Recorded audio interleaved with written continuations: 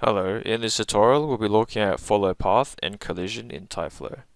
To do this, we'll first start off by creating a simple helix shape in the command panel.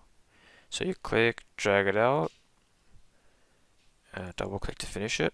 We will make our helix a bit more complicated by adding 3 turns to it, so we can better see what we're trying to do. And I'll just rotate this around. Yep, and there's our helix.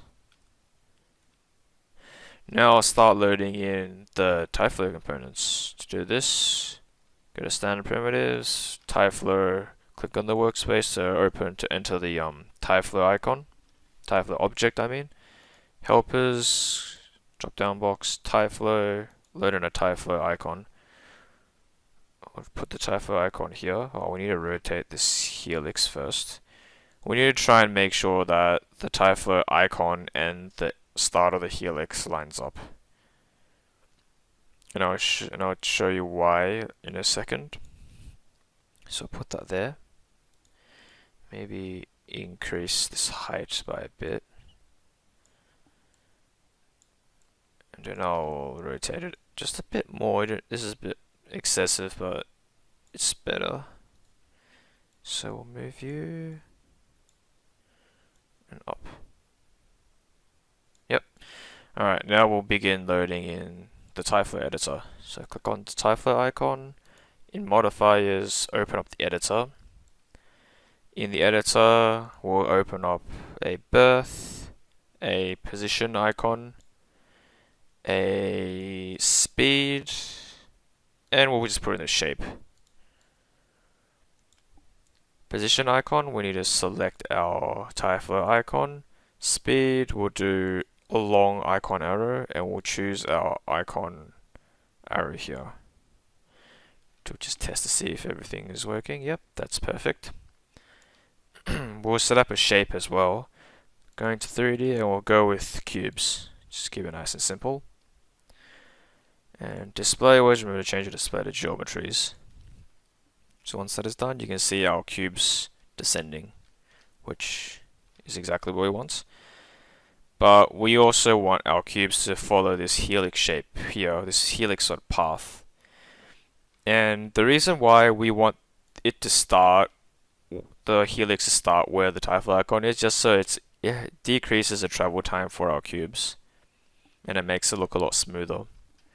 So to do this, we'll need to add in a follow path follow. Click, drag, put that in, and add in a send out to our event number 1. We also need to add a physics shape as well, just to add some realistic physics to our shapes when they travel. See if that is... Yep, hang on, we probably need to move everything up a bit so it doesn't impact with our ground plane, because physics does set our ground plane. So there we go, maybe even a bit higher up. Yep, that's perfect. And we need to add our send out to our event number 2. And in path follow, we'll pick our helix path, which is this one. And when we play the animation, hang on, we will realize that the particles do start curving around, but it doesn't seem like it's following our helix very well. This is because the speed of our particles is a bit too fast. So at the moment it is trying to mimic the shape of the helix, but it's not quite following the pattern. To do this, we will need to slow it down by adding a slow modifier. Add that on top of path follow. And in this, at the moment, it's set to decrease the speed by 5%, which you can see it's definitely taken more of a shape, but it's still a bit too great for our needs. So we'll change it to decrease the speed by 95%, and you put in the x-axis and it will automatically change the speed in all of the axes. And as you can see, it's definitely a lot closer to our initial helix shape. So if we were to play that animation, we can see that it is still a bit too far though, however.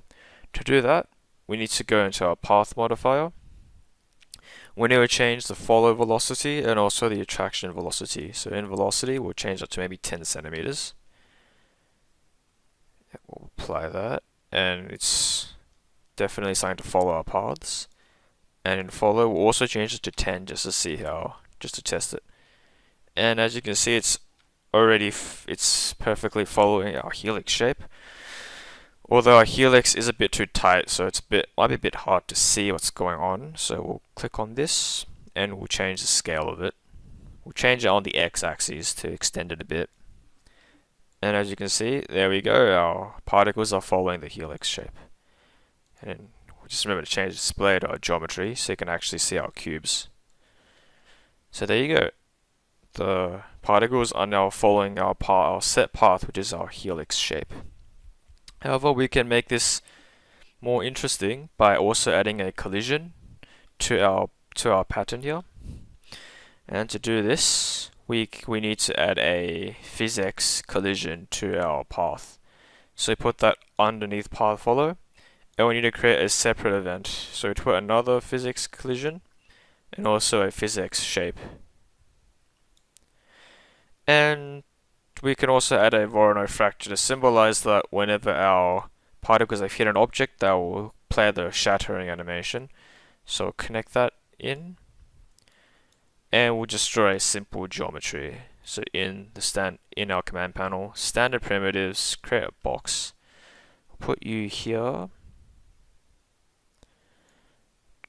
pull you down, and we'll just move you so you intersect with our path.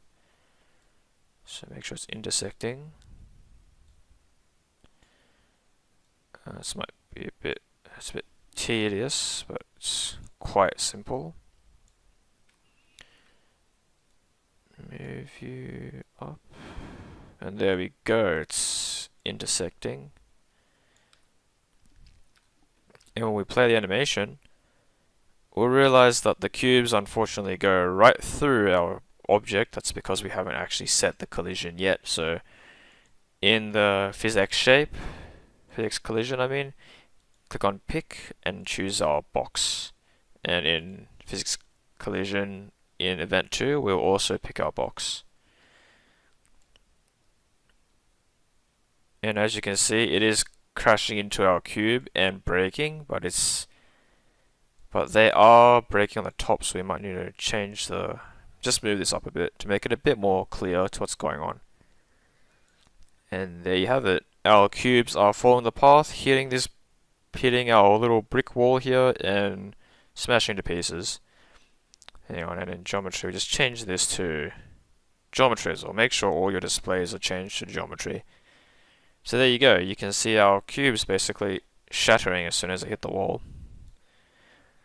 This is a fairly cool animation, and you can use it for many other sort of things as well. Like, for an example, I have also used this in a kind of a continuation of our pedestrian sort of simulation, and in this way I've drawn